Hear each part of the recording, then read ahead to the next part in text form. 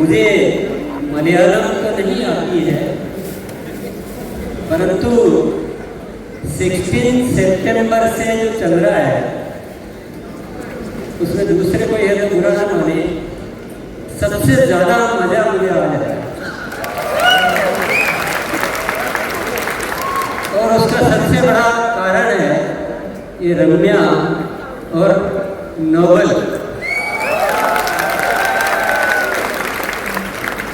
मैं आज इनको साइन कर रहा हूँ आगे की रोमांचक यात्रा के लिए। बहुत बहुत धन्यवाद। तैयार आप? Very good, good job.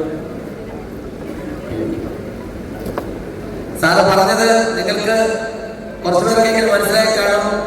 രൂപാന്തര യാത്ര തുടങ്ങിയതിൽ ഏറ്റവും സന്തോഷമുള്ള ദിവസം ഇന്നാണ്. അത് ഏറ്റവും പ്രധാനപ്പെട്ട കാരണം അവരുടെ രണ്ടുപേരുടെ പെർഫോമൻസ് ആണ്. തുടർന്നുള്ള രൂപാന്തര യാത്രയിലേക്ക് അവരെ സാറ് ക്ഷണിക്കുകയാണ് ചെയ്തത്. Yes, thank you sir. और भी बहुत सारे कारण हैं ज़्यादा मज़ा आने के। जितना कुछ मैं बताऊंगा और कुछ मन में भी रखूंगा आगे के लिए। तो सबसे पहला कारण तो मैंने बता ही दिया। दूसरा कारण जो वो आए थे गुलाटी इंस्टीट्यूट से, और शायद आप सबको याद होगा उन्होंने कुछ ऐसी बातें बोली थी जिसको सुनने के लिए हम लालायित रहते हैं। എനിക്ക് ഏറ്റവും അധികം സന്തോഷമുള്ള ദിവസമാണെന്ന് പറഞ്ഞതിൽ പല കാരണങ്ങളുണ്ട്. കുറച്ച് കാര്യങ്ങൾ നിങ്ങൾ പറയാൻ പറ്റുള്ളൂ, കുറച്ച് ഞാൻ പറയില്ല. അതിൽ രണ്ടാമത്തെ കാര്യം, ഇന്ന് നമ്മുടെ അതിഥിയായി എത്തിയ ഗുലാട്ടി ഇൻസ്റ്റിറ്റ്യൂട്ടിന്റെ ചീഫായിരുന്ന ഡോക്ടർ തോമസ് പറഞ്ഞ ചില കാര്യങ്ങൾ നിങ്ങളിൽ കുറച്ചു പേർക്കെങ്കിലും ഇത് മനസ്സിലായിട്ടുണ്ടാകുമെന്നാണ് ഞാൻ കരുതുന്നത്. അദ്ദേഹം പറഞ്ഞ കാര്യം ഏറ്റവും സന്തോഷം തരുന്ന ഒരു കാര്യമാണ്.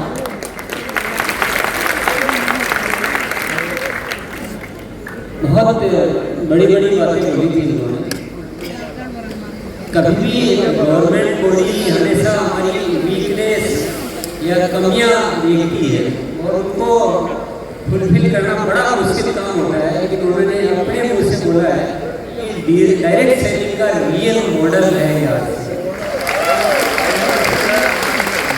അതായത് ഗവൺമെന്റ് ഏജൻസീസ് നമ്മുടെ പോരായ്മകൾ ചൂണ്ടിക്കാണിക്കുന്നതിനാണ് എപ്പോഴും മുന്നോട്ട് വന്നിട്ടുള്ളത്.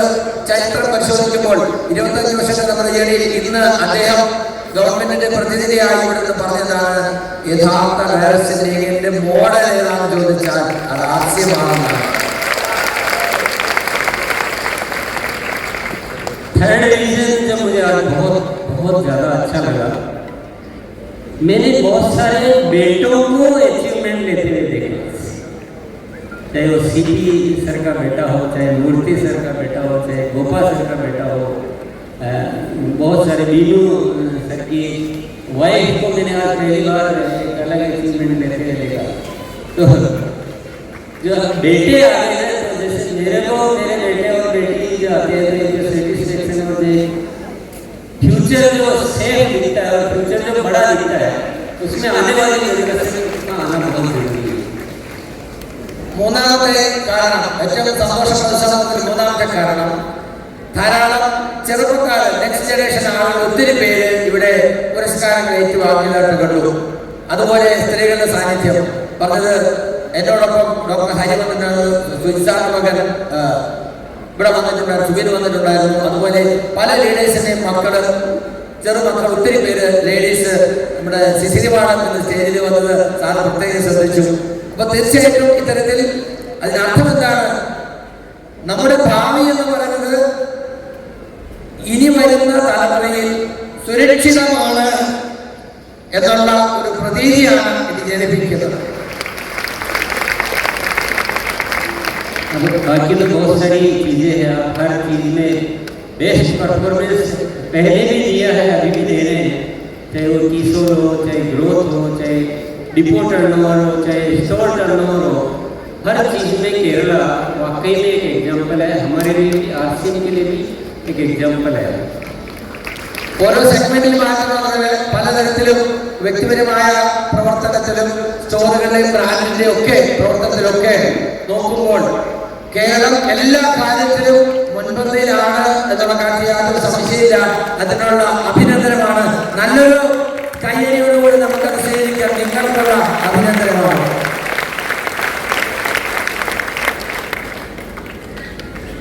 मेरे बारे में आप बहुत सारी जो बातें कहते हैं मैं उसको क्लियर कर देना चाहता हूँ आज। आप लोग बांसुरी जानते हैं? फ्लूट यस, मैं एक्चुअल में हूँ बांसुरी, बजाने वाला कोई और है। जो वो बजाता है मैं वैसा बज जाता हूँ, मैं कुछ भी नहीं करता हूँ। मुझे जो भी प्रेरणाएं मिलती है ऊपर से, जो भी विचार आते हैं, जो भी थॉट्स आते हैं, वो बस मैं उसमें यस ये आदेश है और मुझे उस पर काम करना है, बस इतना ही करता हूँ। इससे ज़्यादा मैं कुछ भी नहीं करता। और अपने आप सब होता है। आप जैसे दोस्त मिलते हैं, अपने आप काम होते हैं। तो ये मैं अपने बारे में बहुत क्लियर करना चाहता हूँ। എന്നെക്കുറിച്ച് ആളുകൾ ഒത്തിരി പുകഴ്ത്തിയൊക്കെ പറയുന്നുണ്ട്. ഞാൻ എന്നെക്കുറിച്ച് നിങ്ങളുടെ മുമ്പിൽ ഒന്ന് വ്യക്തമാക്കാൻ ആഗ്രഹിക്കുകയാണ്. നിങ്ങൾക്ക് ഓടക്കുഴൽ അറിയാമോ എന്നാണ് ചോദിച്ചത്. ഓടക്കുഴല് തനിയെ പണം പറ്റുമോ? പാട്ടുകാരന്റെ വിരുദ്ധാണ് ആ ഓടക്കുഴലിന് പുറത്തേക്ക് വരുന്നത്, അല്ലേ? അപ്പോ എനിക്ക് കിട്ടുന്ന ചിന്തകൾ, എനിക്ക് ദൈവം അല്ലെങ്കിൽ എനിക്ക് പരമാത്മാവ് എന്ന ആ തോട്ട്, ആ ശക്തി ഞാൻ നിങ്ങളുടെയൊക്കെ സഹകരണത്തോടുകൂടി ചെയ്യുമ്പോഴാണ് ഓടക്കുഴലിൽ നിന്ന് നല്ല നാദം വരുന്നതോടെ ഇത് നമുക്ക് ഫലം തരുന്നത്. അപ്പോ നിങ്ങളെ പോലെയുള്ള നല്ല സുഹൃത്തുക്കളാണ് ആശിമിനെ ആളുകളെത്തിക്കുന്നത് എന്നാണ് പറഞ്ഞത്. അപ്പോ തീർച്ചയായിട്ടും അതും ഒരു നല്ല കാര്യമാണ്. നിങ്ങൾക്കുള്ള ഒരു അഭിനന്ദനം തന്നെയാണ്. കാരണം ഓടക്കുഴൽ വിളിക്കുന്നത് നിങ്ങളാണെന്നാണ്. നല്ലൊരു കാര്യം നിങ്ങൾക്ക് വേണ്ടിയാണ്.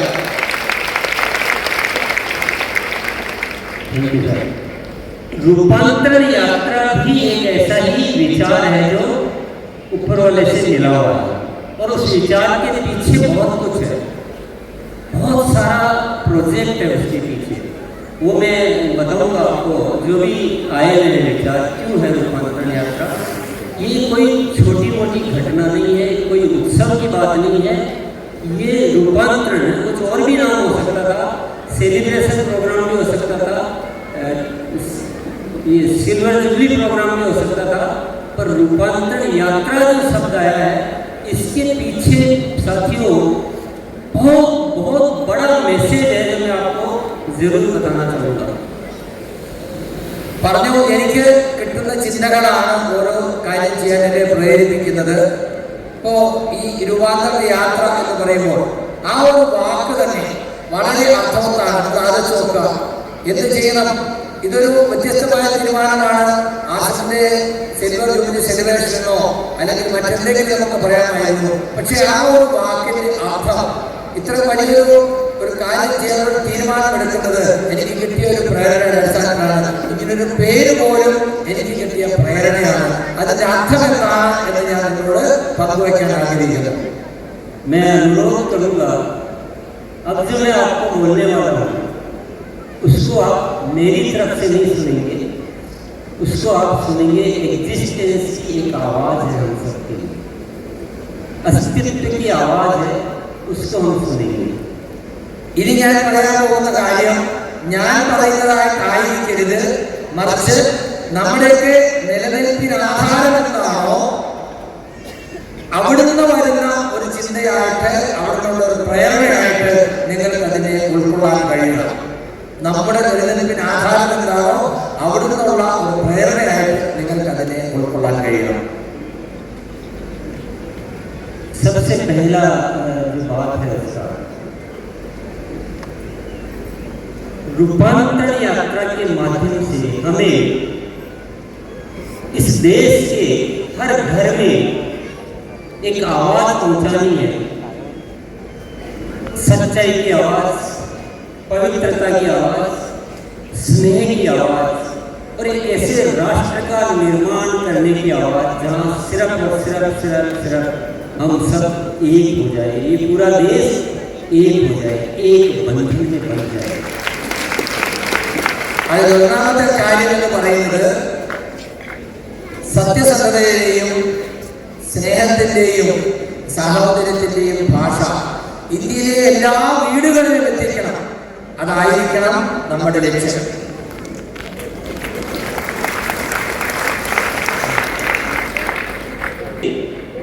यदि हम सब ठान लेते हैं, अगर हम इस आवाज को आदेश मान लेते हैं, उसके अनुसार हम अपने आप में अंदर रूपांतरण करने, हमें भीतर के रूपांतरण, अंदर के रूपांतरण करने हैं, हमारी इच्छाओं को रूपांतरित करना है, हमें अपने लिए नहीं जीना है, हमें इस देश दुनिया के लिए जीना है. हमारे से ऊपर होना चाहिए आरसीएम. हमारे हम आरसीएम नहीं कर रहे हैं, आरसीएम हमारे से बहुत ऊपर की बात है. हम उसके सेवक हैं, हम उसके आदेश पे चलने वाले सेवक हैं, सेना है. ഇന്ത്യയിലെ ഓരോ വീടുകളിലും ആശയുടെ നന്മ എത്തിക്കണമെങ്കിൽ നമുക്ക് സ്വയം കിട്ടാവുന്ന നേട്ടത്തെക്കാൾ ഉപരി അവനവന്റെ കാര്യത്തെക്കാൾ ഉയർന്ന തലത്തിൽ ആശയെ ഉൾക്കൊണ്ടുകൊണ്ട് നമുക്ക് പ്രവർത്തിക്കാൻ കഴിയണം. അങ്ങനെ ഒരു ചിന്താഗതിയോടുകൂടി ഇത് ഒരു എന്താ പറയുക, ദൈവത്തിൽ നിന്ന് കിട്ടിയിരിക്കുന്ന ഒരു നിർദ്ദേശമായിട്ട്, അല്ലെങ്കിൽ നമ്മുടെ നിലനിൽപ്പിന് ആധാരമായ ശക്തി എന്താണോ അവിടെ നിന്നുള്ള ഒരു നിർദ്ദേശമായി കണ്ടുകൊണ്ട് അവനവന് വേണ്ടതിനേക്കാൾ ഉയർന്ന സ്ഥാനം കൊടുത്തുകൊണ്ട് ആശിനെ ഇന്ത്യയിലെ ഓരോ ഭവനങ്ങളിൽ എത്തിക്കാനുള്ള ഒരു ഉത്തരവാദിത്വം നാം ഏറ്റെടുക്കണം. അതിന് തയ്യാറാണോ? അതിന് തയ്യാറാണോ? Are you ready? Yes.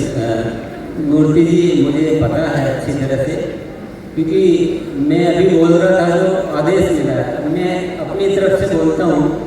ये सब काम जब हमें बताया जाता है तो हमारा मन एक ऐसा बोलता है कि बहुत मुश्किल काम है, ये हमारे बस की नहीं है, हम इतना पेन क्यों ले, हम अपने आप को इतना कैसे बदलेंगे. बहुत सारे सवाल जब हम अपनी ओर से सोचने लगते हैं तो आते हैं, मेरे भी मन में आते हैं, निश्चित तौर पे आपके मन में भी आ रहे होंगे कि पूरे देश को बदलना, जहाँ इतना प्रॉब्लम्स है, इतनी नफरत, ईर्ष्या, धोखा, चोरी, फरेब, यहाँ जहाँ सब कुछ आदमी इतना स्वार्थ से जी रहा है, वहाँ हम इतना बड़ा बदलाव लाना चाहते हैं कि सब आपस में स्नेह बंधन में एकता में आ जाए. बड़ा मुश्किल लगेगा आपको साथियों, मुश्किल लगेगा. ये मैं पहले आपको याद दिला रहा हूँ, उसके बाद मैं आपको आगे की बात बताऊंगा.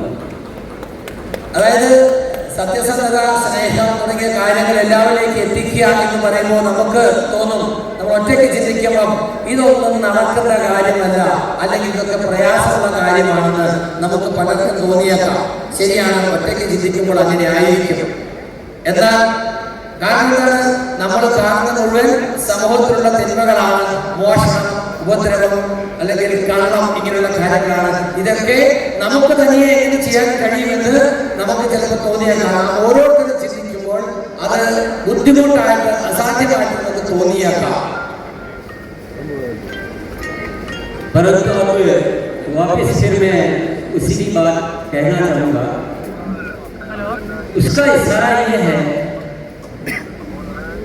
आपको जो जीवन मिला है लोग भूल गए, खुद को भूल गए, इंसानियत को भूल गए, अपने अस्तित्व को भूल गए कि हम इस धरती पर क्यों आए हैं.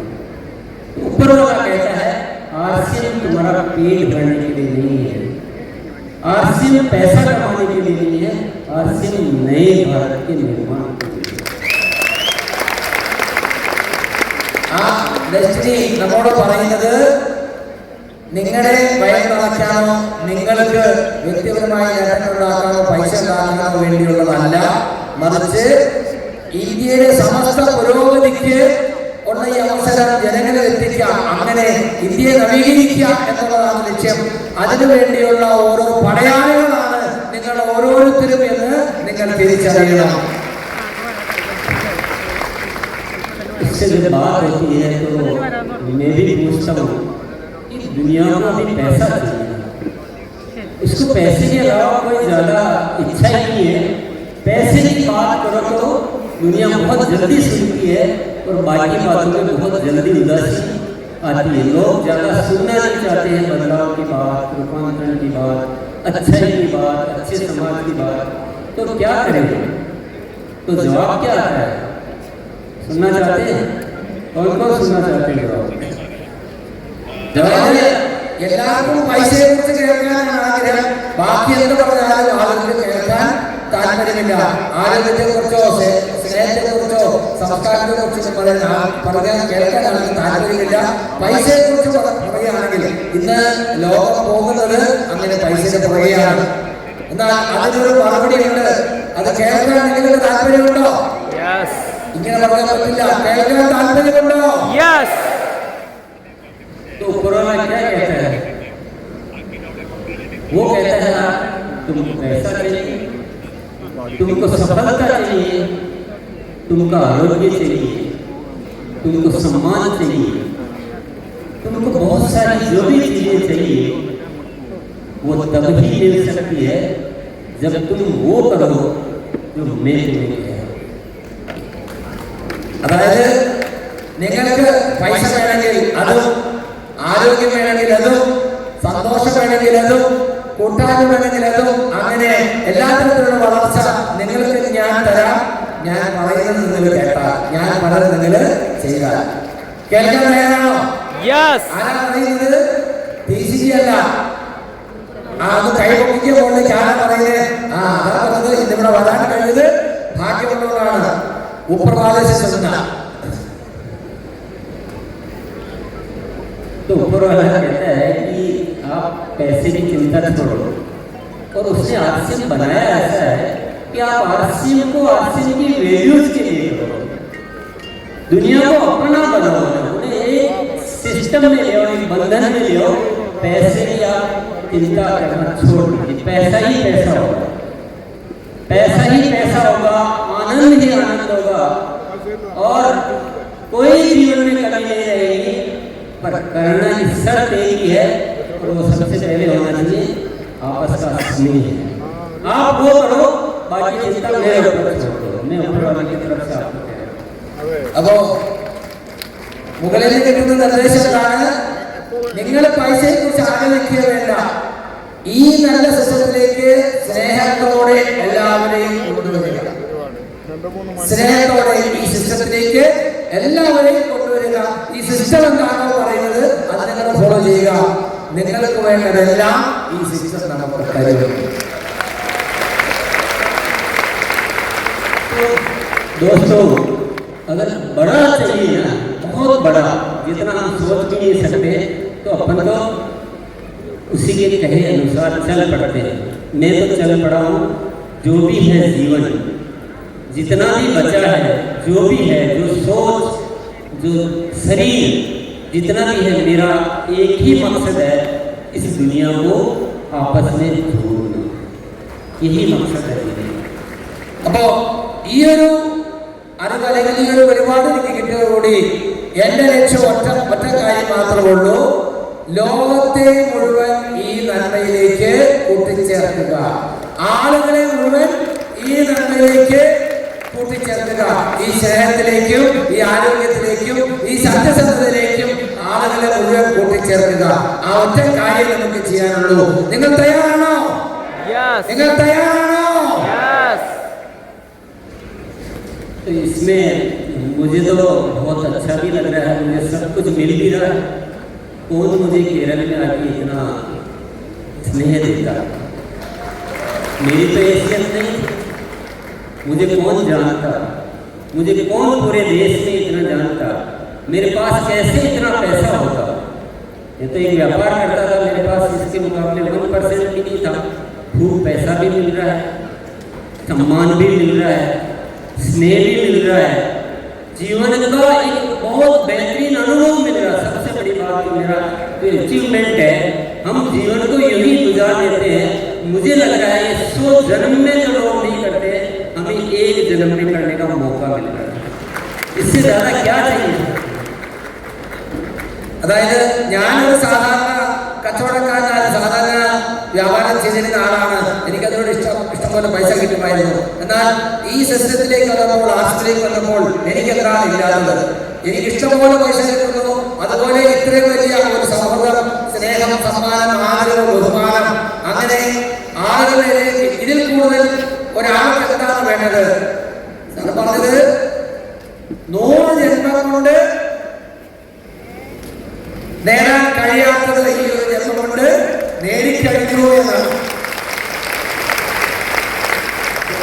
अभी हमें बारी आ गई, हमें रिजोल्यूशन लेना, एक ओथ लेना, एक संकल्प लेने कि हम कुछ उसके अनुसार हम डिसाइड करें, कुछ कमिटमेंट करें पक्का. നമ്മള് ഒരു പ്രതിജ്ഞ എടുക്കേണ്ട അവസരമാണ്. നമ്മള് പ്രതിജ്ഞ എന്ന് പറഞ്ഞാൽ അതൊരിക്കലും ലംഘിക്കാൻ പാടില്ല. അത്തരത്തിൽ ഉറച്ച ഒരു തീരുമാനമെടുക്കുകയും ആ തീരുമാനത്തിൽ അധിഷ്ഠിതമായി പ്രവർത്തിക്കുകയും ചെയ്യേണ്ട സമയം ആഗതമായിരിക്കുന്നു. पहला कमिटमेंट सेवनम आरोग्यम संस्कारम.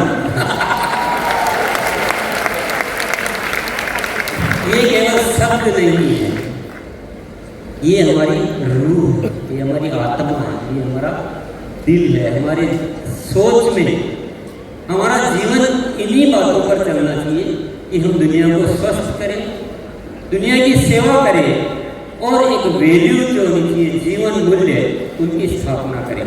पहला संकल्प हमारा है. അപ്പോൾ നമ്മുടെ ഏറ്റവും വലിയ രഹസ്യം എന്താണ്?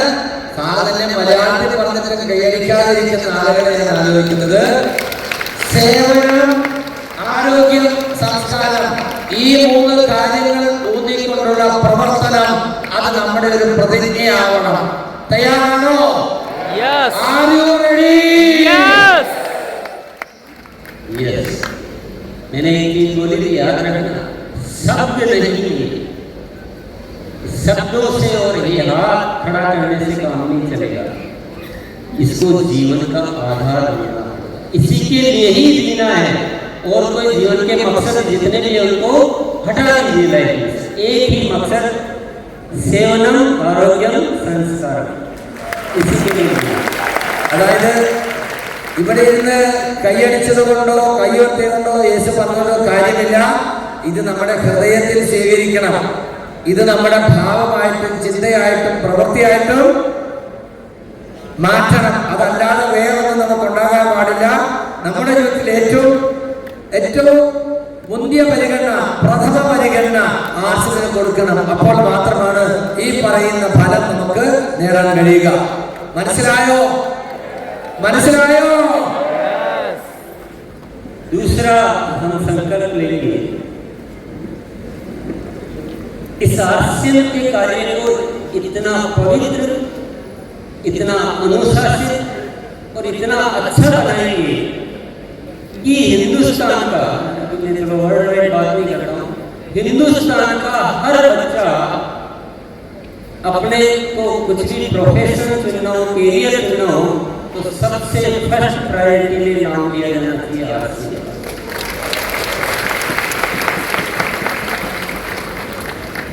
വേറെ ഇവിടുത്തെ പറയേണ്ട, ഇന്ത്യയിലെ അടുത്ത തലമുറയിലെ കുട്ടികൾ അവരുടെ ജീവിതത്തിന് വേണ്ടി എന്തെങ്കിലും ഒരു പ്രൊഫഷൻ ഏത് സെലക്ട് ചെയ്യണം എന്ന് അവർ ചിന്തിക്കുമ്പോൾ ഒന്നാം സ്ഥാനമായിട്ട് വരേണ്ടത് ആശയമായിരിക്കണം. അങ്ങനെ നമുക്കത് മാറ്റിയെടുക്കാൻ കഴിയണം.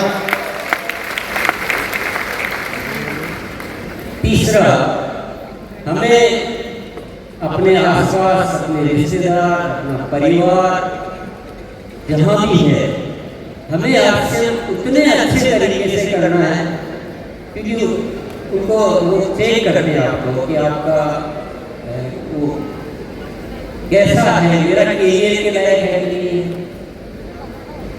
उतना मेरा लाइफ का बारे में कुछ ऐसा, मेरा जो प्रोफाइल है वो आरसी करते हुए कुछ अच्छा कहलाएगा कि नहीं कहलाएगा.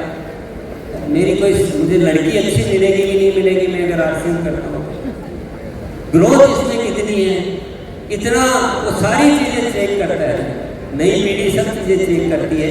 तो हमें आरसीएम को ऐसे करना है कि हर एग्जाम में छोटे बच्चे, परिवार, पड़ोसी, रिश्तेदार, हमारे टीचर, हमारे कलीग्स, सबको लगे कि सबसे अच्छा काम तो जिंदगी का यही है। അതായത് നമ്മൾ ചെയ്യുന്ന എന്ന് പറഞ്ഞാൽ ഈ നന്മയിലേക്ക് ആളുകളെ എത്തിക്കണമെങ്കിൽ എല്ലാവരുടെയും നോട്ടത്തിൽ ആവശ്യമാണ് ഏറ്റവും ഉയർന്ന തലത്തിലുള്ളത് എന്ന് ബോധ്യപ്പെടുന്ന തലത്തിൽ നമ്മുടെ പ്രവർത്തനം കൊണ്ട് ഇത് എല്ലാവരിലേക്കും എത്തിക്കണം. എല്ലാവർക്കും, നമ്മുടെ ബന്ധുക്കൾ, സുഹൃത്തുക്കൾ, നമ്മുടെ പരിചയക്കാര്, നമ്മുടെ അടുത്ത വീടുന്ന ആളുകൾക്കൊക്കെ നമ്മളെ മാറ്റം കണ്ടുകൊണ്ട് ഏറ്റവും മുന്തിയ പരിഗണന ജീവിതത്തിൽ കൊടുക്കേണ്ടത് ആശ്രയമാണെന്ന് നമ്മൾ തെളിയിച്ചു കൊടുക്കണം. അതായിരിക്കണം നമ്മൾ ചെയ്യേണ്ടത്. और ये सब हम ठीक कर रहे हैं कि नहीं कर रहे हैं, इसका एग्जाम भी देने के लिए तैयार है क्या? कौन एग्जाम देने के लिए तैयार है? ഇത് നമ്മൾ ചെയ്യുന്നുണ്ടോ ഇല്ലയോ എന്നുള്ള ഒരു പരീക്ഷ. ഇതൊക്കെ നമ്മൾ ചെയ്യുന്നത് ഈ പറയുന്ന രീതിയിൽ ആശയം എല്ലാവരിലേക്ക് എത്തിക്കാൻ വേണ്ടതെല്ലാം ഞാൻ ചെയ്യുന്നുണ്ട് എന്നാണ് നിങ്ങൾ വിചാരിക്കുന്നെങ്കിൽ ചെയ്യുന്നുണ്ടോ ഇല്ലയോ എന്നൊരു പരീക്ഷ നടത്താം. അങ്ങനെ ഒരു പരീക്ഷ എഴുതാണെങ്കിൽ എത്ര പേര് തയ്യാറുണ്ട്? നിങ്ങൾ ചെയ്യുന്നതിലെ തെറ്റും കുറവും പരിശോധിക്കുകയാണ്. റെഡിയാണോ? യെസ്. इसकी परीक्षा है आपकी रेगुलर ग्रोथ. ആ പരീക്ഷയാണ് നിങ്ങളുടെ റെഗുലർ ഗ്രോത്ത്. അതായത് കൂടുതൽ ആളുകളിലേക്ക് എത്തിക്കുമ്പോൾ നിങ്ങൾ ശരിയായി ചെയ്യുന്നുണ്ടോ എന്നുള്ളതിന്റെ പരീക്ഷയാണ് നിങ്ങളുടെ വളർച്ച. क्योंकि आप गलत तरीके से करेंगे, एक बार ग्रोथ ला सकते हैं, समटाइम्स ग्रोथ ला सकते हैं, लेकिन रेगुलर ग्रोथ के लिए आपको फेयर तरीके में आना ही पड़ेगा. അതായത് നിങ്ങൾ ശരിയായ രീതിയിലാണോ അല്ലയോ ചെയ്യുന്നത് എന്നറിയാൻ ഈ ഒരു കാര്യം മാത്രം നോക്കിയാൽ മതി നിങ്ങളുടെ വളർച്ച. വല്ലപ്പോഴും ഒരു വളർച്ച ഉണ്ടാകുന്നതും ചിലപ്പോഴൊക്കെ വളർച്ച ഉണ്ടാകുന്നതും സ്ഥിരമായ വളർച്ച ഉണ്ടാകുന്നതും ഇതിനെ നിങ്ങൾ തന്നെ വിലയിരുത്തൂ.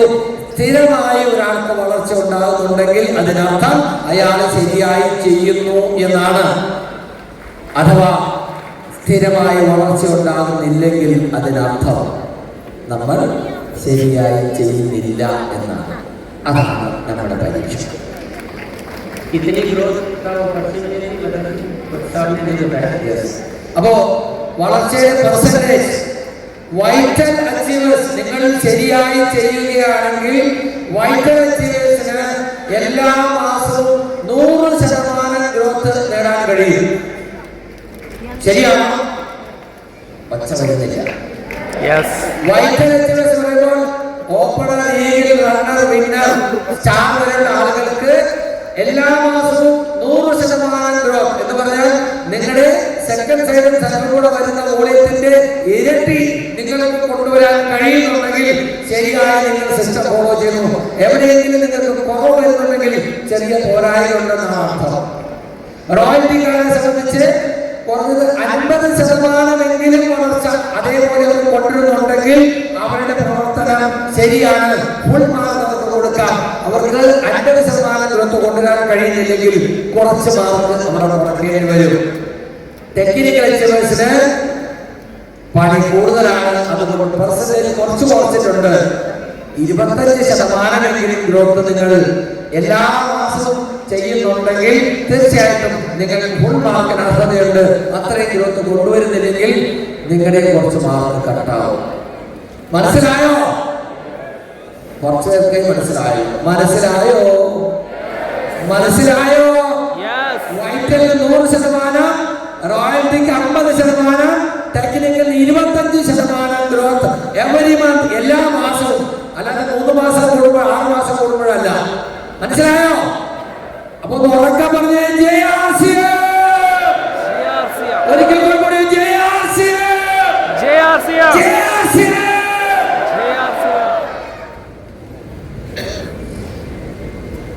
आपको जो ताकत लगानी पड़ेगी ना 100, 50, 25 के लिए, पहले हमको ग्रोथ के लिए भी ताकत लगानी पड़ती थी कि रेगुलर ग्रोथ हो नहीं सकती, पर जब हमने थोड़ा सा ये सेवनम आरोग्यम संस्कारम पे काम करना शुरू किया तो रेगुलर ग्रोथ आई, आज इतने सारे अचीवमेंट मिले। आज जो शब्द आपको मुश्किल लग रहे साथियों, मुझे वो फीचर दिख रहा है, मुझे वो पता है कि ये मुश्किल नहीं। आप किसी दिन ये बोलेंगे कि ये तो बहुत कम परसेंटेज आपको हम बताया गया। ഇത് പലർക്കും ചിലപ്പോൾ പ്രയാസമെന്ന് തോന്നിയേക്കാം. ഗ്രോത്തിനെ കുറിച്ച് പറഞ്ഞപ്പോൾ പല ആളുകൾക്ക് സംശയമുണ്ടായിരുന്നു. പറയാൻ ഇതുപോലെ ശബ്ദത്തിൽ പറയാൻ ആളുകൾ മടിച്ചിരുന്നു. പക്ഷേ ആ ചിന്ത, ആ തീരുമാനം, ആ പ്രമോഷൻ ശരിയായിരുന്നു എന്നാണ് ഇന്ന് വരെയുള്ള കണക്ക് കാണിക്കുന്നത്.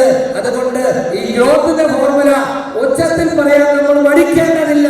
അത് യാഥാർത്ഥ്യമാകുമെന്നാണ് സാധിക്കുന്നത്. ഒരിക്കൽ കൂടി നല്ലൊരു കൈയടിയാണ്.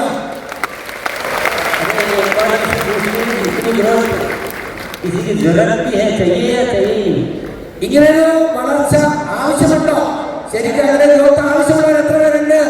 യെസ്, ഗ്രോത്ത് നേടണമെന്ന് ആഗ്രഹമുള്ളത്. യെസ്, चाहिए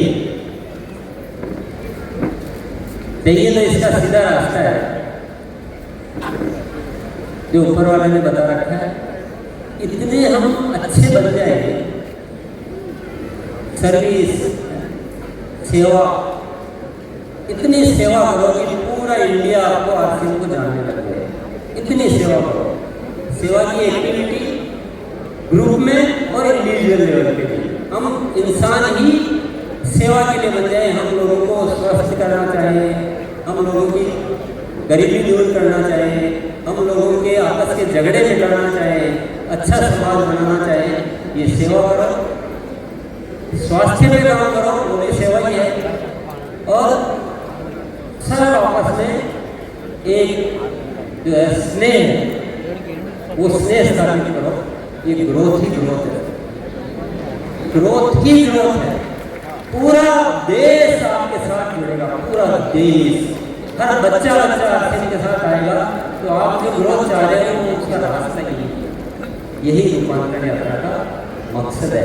अगर रूपांतरण यात्रा होने के बाद में हम जो पहले की ग्रोथ हो रही है वैसा ही ग्रोथ कर रहे हैं तो ये रूपांतरण यात्रा अभी उसमें आपको आप जीत नहीं पाओगे। अभी कंपटीशन पूरे देश का हो गया है, पूरे देश में क्रांति हो गई है।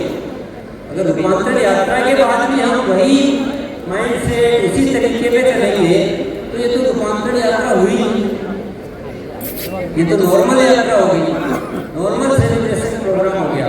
रूपांतरण यात्रा का मतलब हमने जो अब तक किया है वो एक सैंपल था, वो एक पायलट प्रोजेक्ट था। आरसीएम तो शुरू अब होगा। എങ്ങനെയാണ് ഈ ഗ്രോത്ത് നേടാൻ പറ്റുക? വളരെ സിമ്പിളാണ്. ഈ മൂന്ന് കാര്യങ്ങൾ, സേവ, മനുഷ്യൻ, പറയാതെ നല്ല കാര്യം ചെയ്യുക, മറ്റുള്ളവർക്ക് വേണ്ടി നമ്മൾ ജീവിക്കുക. അപ്പൊ എന്താണ്?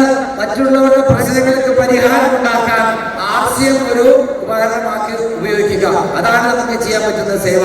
അങ്ങനെ ആരോഗ്യം എല്ലാവർക്കും കൊടുക്കുമ്പോൾ, ഈ നന്മ ആളുകളിലേക്ക് എത്തിക്കുമ്പോൾ അതൊരു നല്ല സംസ്കാരമായി മാറുന്നു.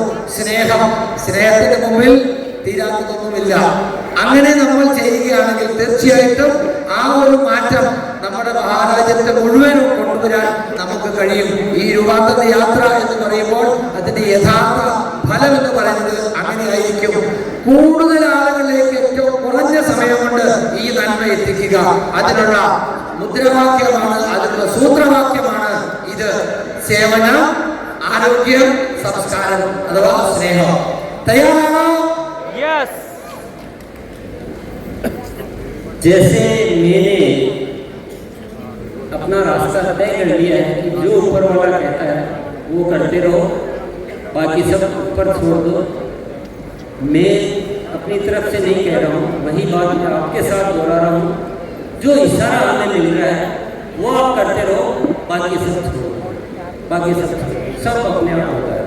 और आपकी शक्ति इतनी बढ़ जाती है, जहाँ आम आदमी अपना जीवन चलाने के लिए वो मुश्किलें का सामना करता रहता है, वहाँ आरसीएम के माध्यम से अस्तित्व ने हमें वो ताकत दी है कि पूरा दुनिया बदल सकते हैं।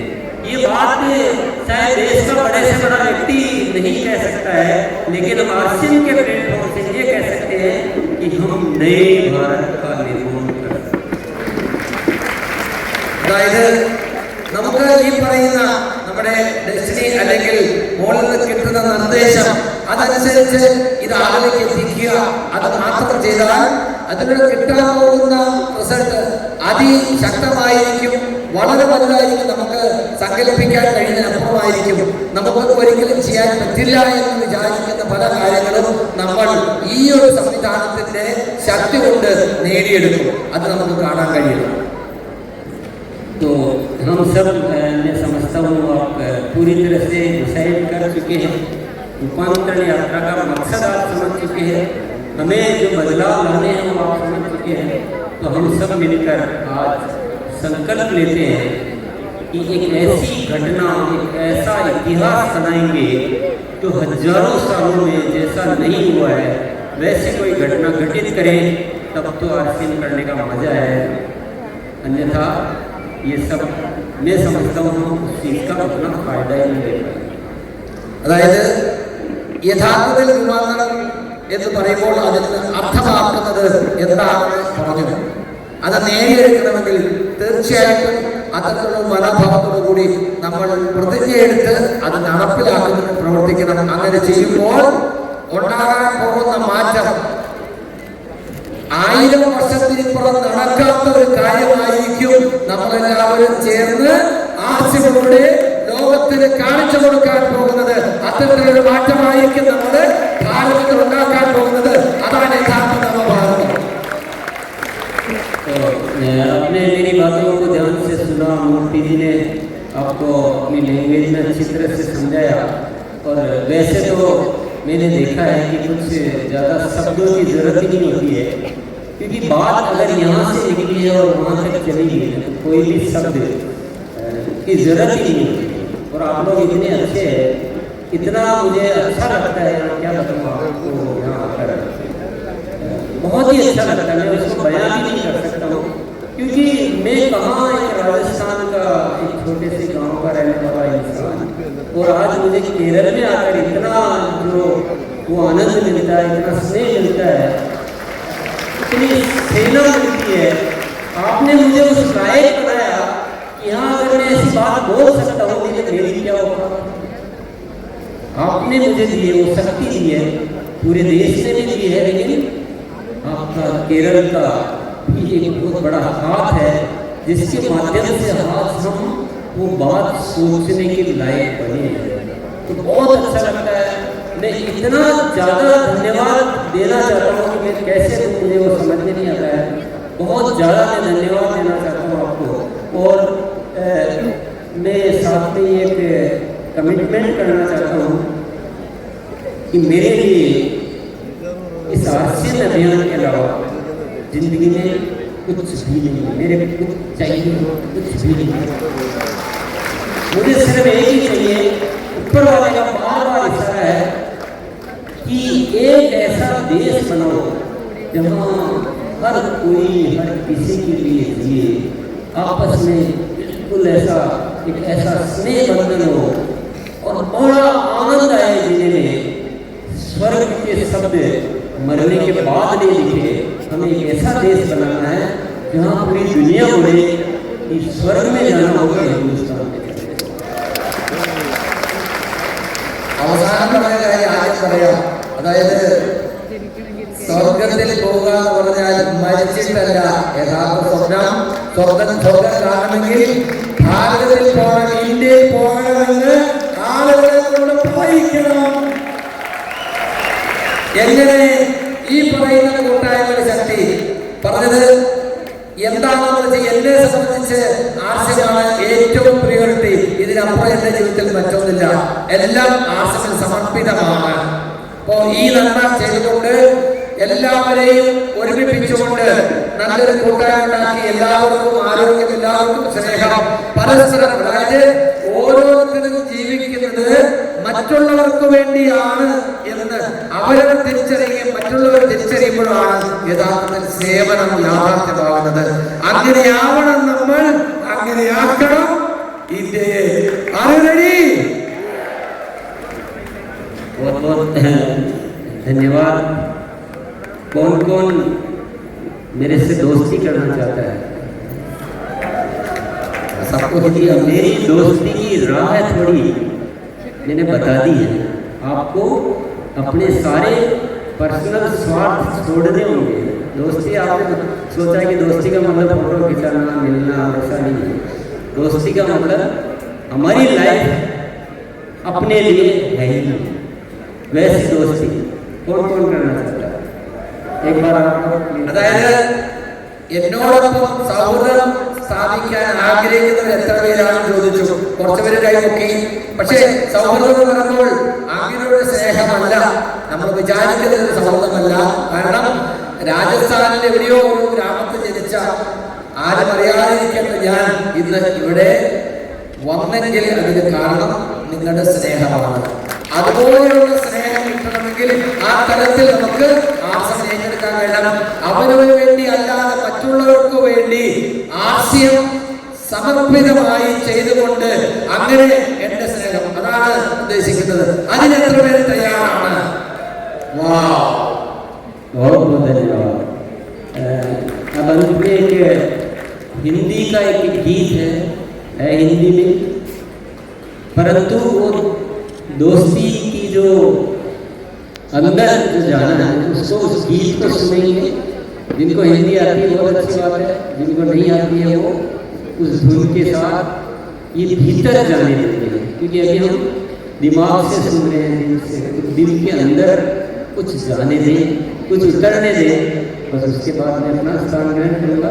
मैं रिक्वेस्ट करूँगा एक गीत लगा दें। അപ്പോ നമ്മൾ കേൾക്കാൻ പോകുന്നത് നല്ലൊരു മ്യൂസിക്കാണ്. സാർ പാടും. ഒരു പാട്ട് പാടണമെന്ന് ഞാൻ ചോദിക്കാതെ ഇങ്ങോട്ട് തിരികെയാണ്. അപ്പോ മനസ്സിലാകുന്നവര് അർത്ഥം ഉൾക്കൊള്ളുക, അല്ലാത്തവര് കേട്ട് ആസ്വദിക്കുക. ഗീത്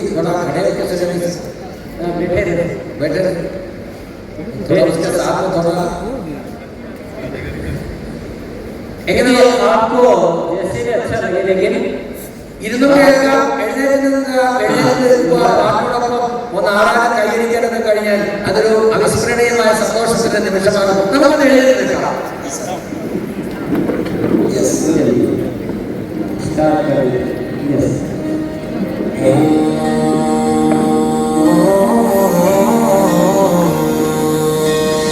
रोशनी बन जाओ, अंधेरों को मिटाओ, आरसीएम की दीप बनकर नई दुनिया बनाओ।